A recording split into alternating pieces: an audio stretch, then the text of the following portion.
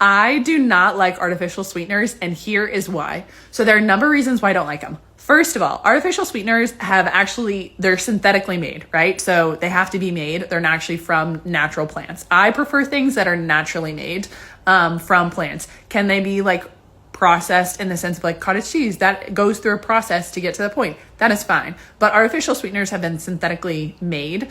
I do not love that.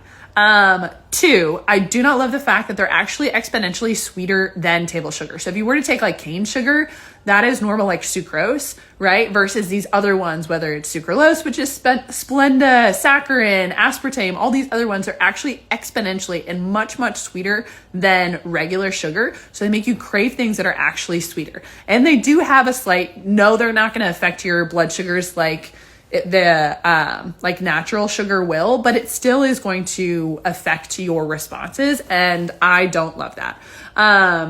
I also do not love the fact that specifically acesulfame potassium or acesulfame K, it's in a lot of things.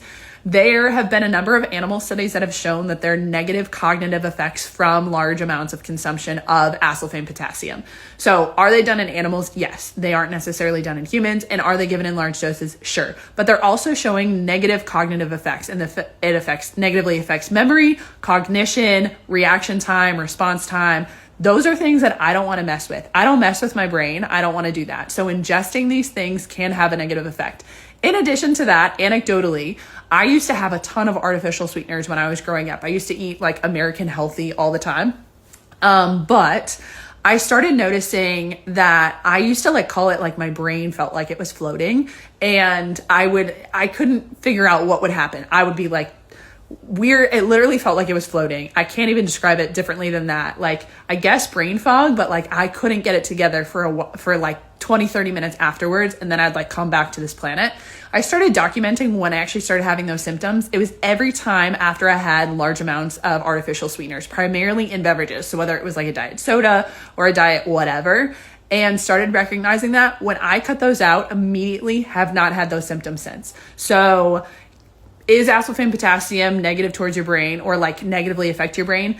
According to animal studies, potentially, but anecdotally, that's not something I'm going to mess with. And I personally had symptoms, therefore I'm not messing with my brain and consuming that. So I will not recommend artificial sweeteners to other people. I'll put stevia, that does come from a plant. I will put stevia in some things occasionally, but if anyone's like, hey, it's not going to acutely kill you if you have artificial sweeteners, unless you're allergic to it. But it's not something that's going to help your health long term.